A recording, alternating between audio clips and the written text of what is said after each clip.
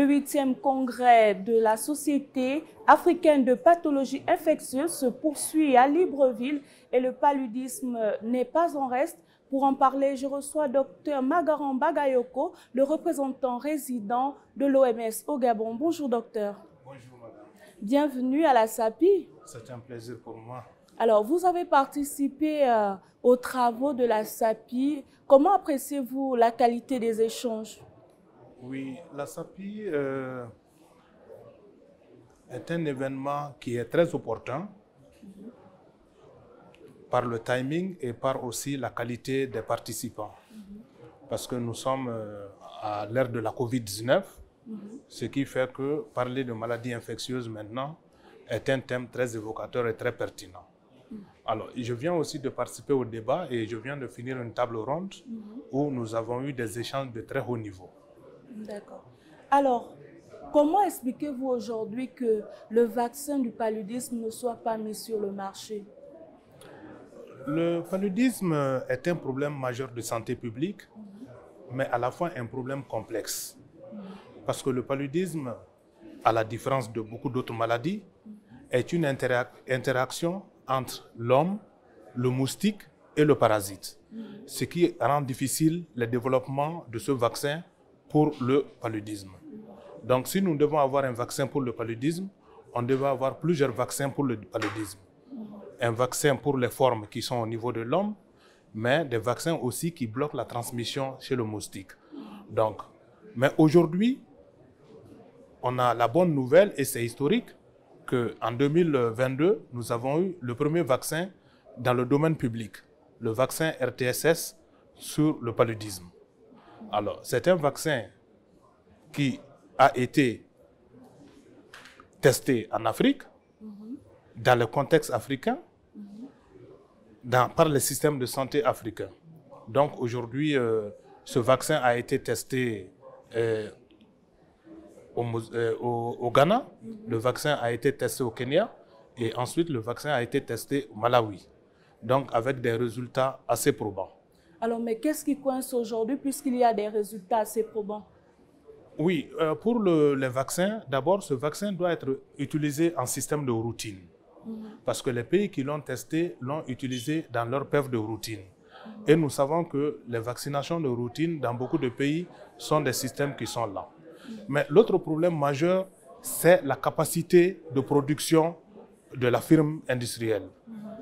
Donc, vous voyez que les firmes industrielles, surtout les labos privés, ont un avantage comparatif en matière de développement de produits. Donc, la recherche et le développement, ils ont un bon avantage comparatif dans ce domaine. Et c'est à cet égard qu'ils ont une capacité de production qui est jusque-là limitée. Donc, le problème n'est pas un problème de déploiement au niveau des systèmes de santé, mais c'est surtout la capacité de production de la firme à mettre suffisamment de vaccins à la disposition des pays. C'est pourquoi, est-ce que vous ne pensez pas qu'il est temps que l'Afrique se dote des laboratoires compétents dans ce domaine? Oui, ça c'est quand même un capital légué par la Covid. Parce que nous avons vu que suite à la Covid-19 aujourd'hui, il y a un transfert de technologie qui s'opère.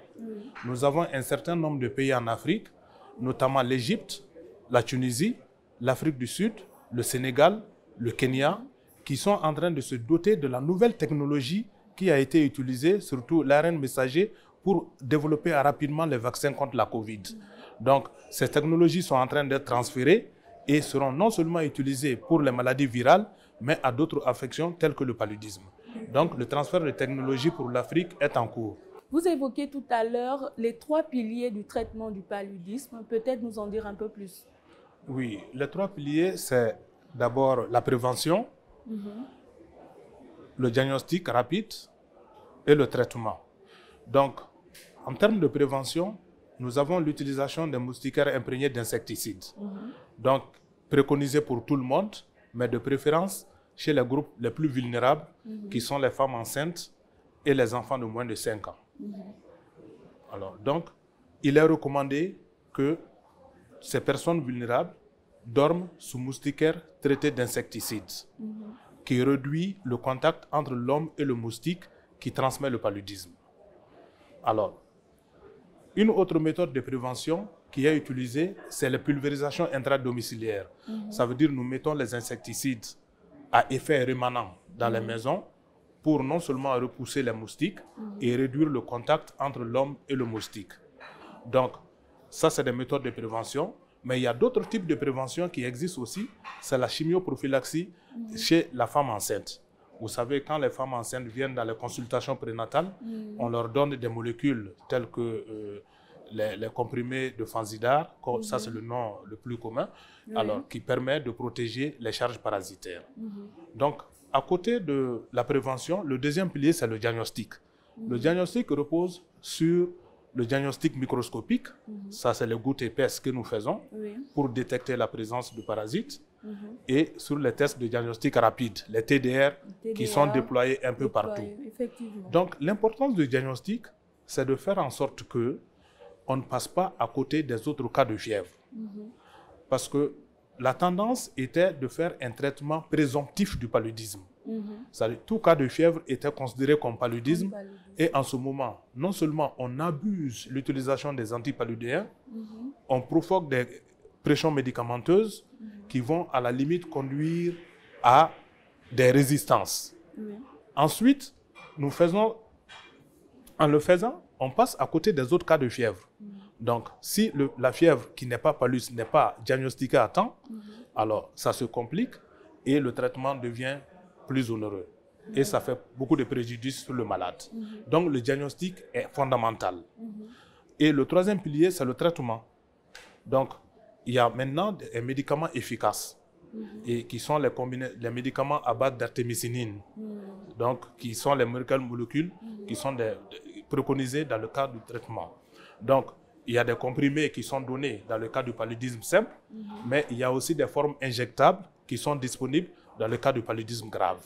Docteur, mais lors de ce congrès, il y a que les différents experts disent qu'il y a une certaine résistance aux médicaments qui sont mis sur le marché. Comment l'OMS travaille à cette recherche scientifique-là pour permettre à ce que l'agent responsable de la multiplication du paludisme dans le sang puisse être arrêté? Oui, il y a deux types de résistance. Il y a la résistance des moustiques aux insecticides utilisés.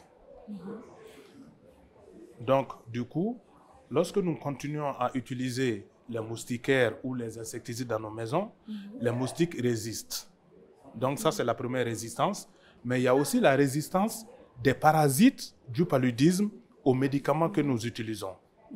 Mais en ce qui concerne la résistance, nous savons que l'utilisation des moustiquaires imprégnés est une forme de gestion de la résistance. La moustiquaire est une barrière physique qui est doublée d'une barrière chimique. Donc, nous conseillons toujours aux gens de dormir sous moustiquaire qui constitue en elle une barrière physique. Donc, détecter une résistance au laboratoire et avoir l'impact de cette résistance est autre chose. Mais pour les médicaments, jusque-là, les médicaments, surtout qu'on appelle les combinaisons à base d'artémisinine, sont efficaces.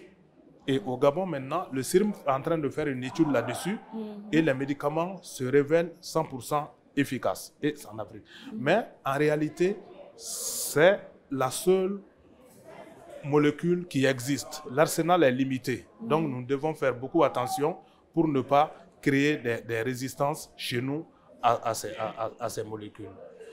Mais la résistance va un peu au-delà de tout cela parce qu'il faut l'approche d'une seule santé. Parce que les antibiotiques que nous utilisons ici sont les mêmes antibiotiques qui sont utilisés chez les animaux et qui se retrouvent dans les déchets biomédicaux.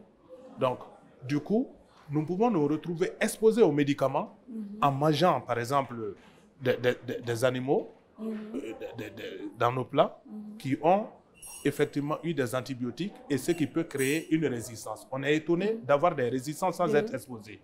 Donc, la gestion passe par la coordination et l'approche une seule santé. Il faut que la santé humaine, la santé environnementale et la santé animale travaillent ensemble.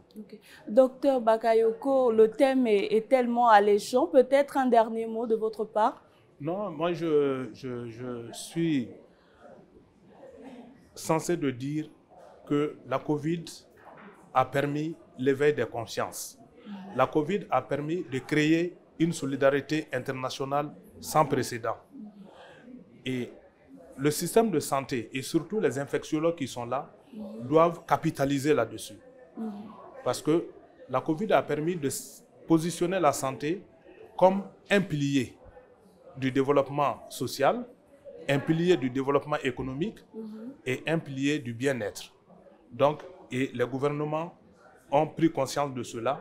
Nous devons capitaliser là-dessus. C'est sur ces propos que se referme l'interview de Gabon 24. Merci à vous, Dr Bagayoko, d'avoir accepté notre invitation. Je rappelle que vous êtes le représentant résident de l'OMS au Gabon. Merci à vous, chers téléspectateurs. L'information se poursuit sur Gabon 24.